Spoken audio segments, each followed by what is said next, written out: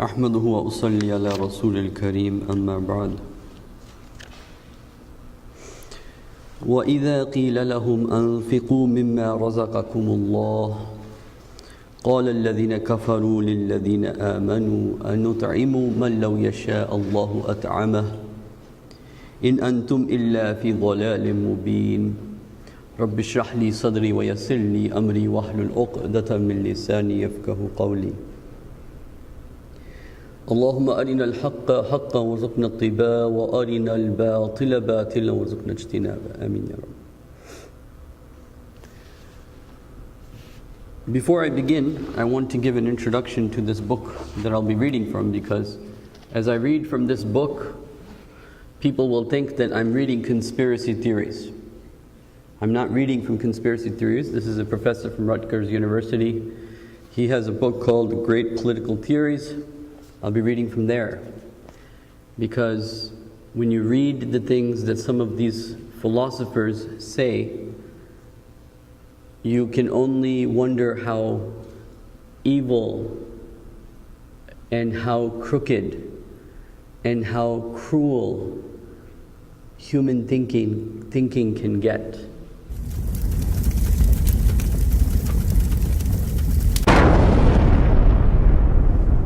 There is a philosopher named Spencer, who is the prophet of a philosophy called social Darwinism. Anybody here heard of social Darwinism before? Yes?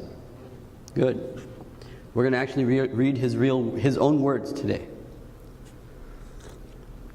And you may say, like, how can people like this exist? But this is what Spencer says in his own writings, in his own words. It's not conspiracy, not exaggerations. It's the man himself, and then we will talk about how his ideas have manifested in modern times.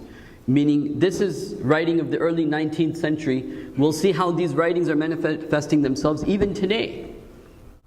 So this guy, Spencer, he writes, "For if the unworthy are helped to increase by shielding them from that mortality which their unworthiness would naturally entail,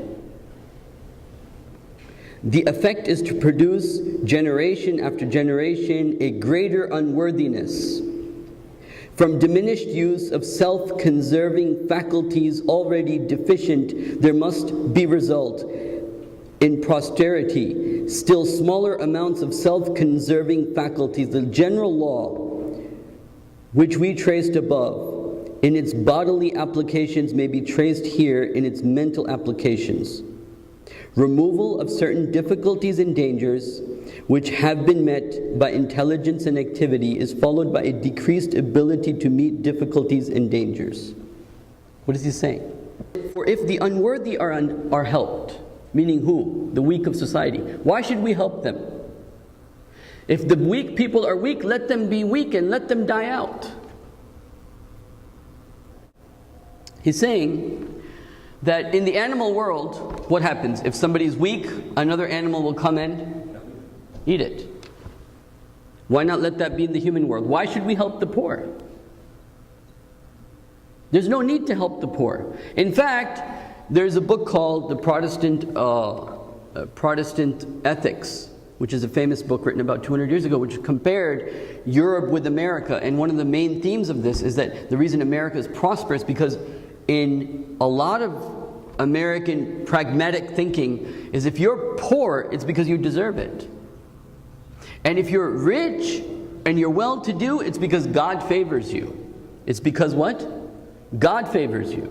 This is the Protestant ethics that says this, that if God likes you, He will shower favors upon you. If God doesn't like you, He will not shower His favors upon you. And why would you be so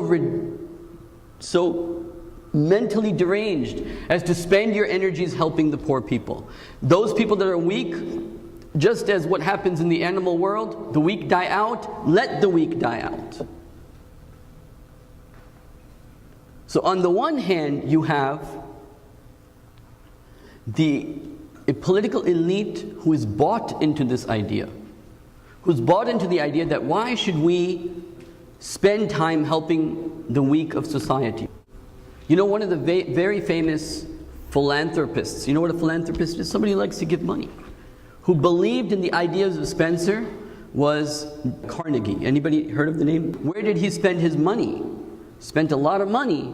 He's known for his spending of money, but for what? For museums, to make the people that are the best of the best, give them a better culture, give them a higher society, give them higher culture, make museums, make art, buy art and invest in art and culture and music to make the people that are already of a certain stature within society to go higher.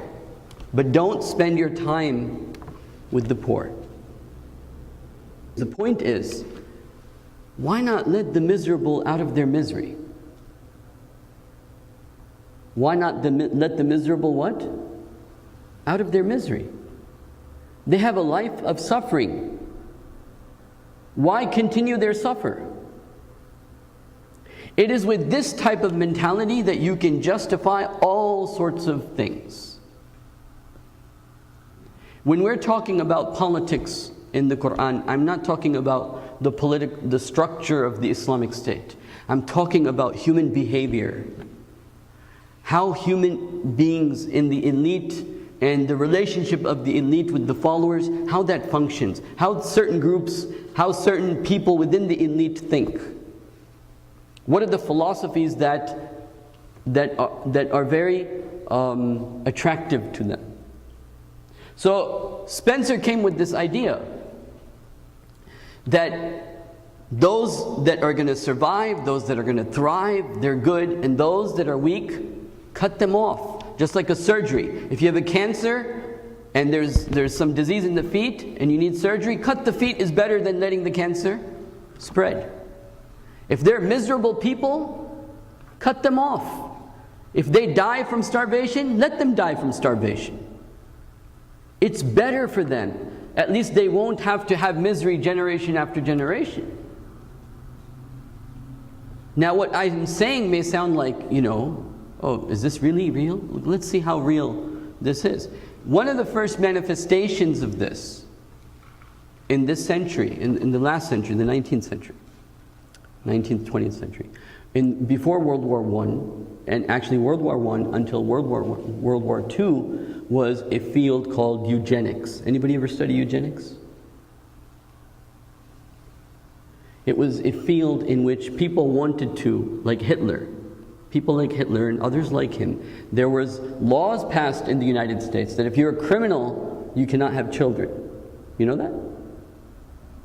Laws passed in different countries that if you're a criminal, you can't have children because your progeny will be as miserable as you are, and we can't have that. We need a progeny of successful people. Hitler wanted to create like a Superman race.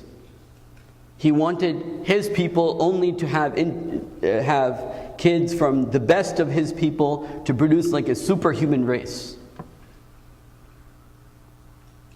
And let the people that are having misery, let them die out. In fact, we'll remove them from their misery.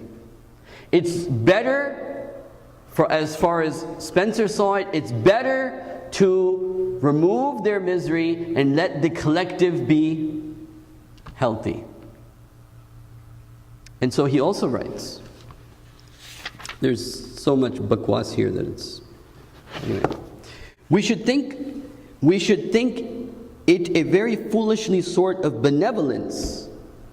It's, benevolence, to take care of someone. It's a very foolish sort of benevolence which led a surgeon to let his patient's disease progress to a fatal issue, rather than inflict pain by an operation. Similarly, we must call those philanthropists who spend their money for the poor, who prevent the misery from ending, would entail greater misery upon future generations.